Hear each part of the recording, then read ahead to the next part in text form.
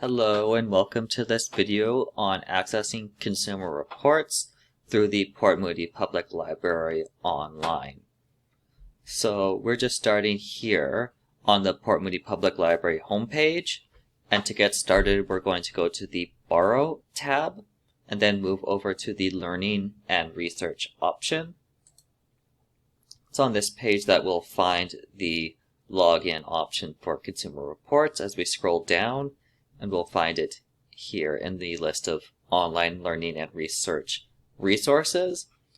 And when we click on this option, it's going to open up in a new tab asking us to sign in with our library card number and PIN. So I'm just going to start here by putting in my information.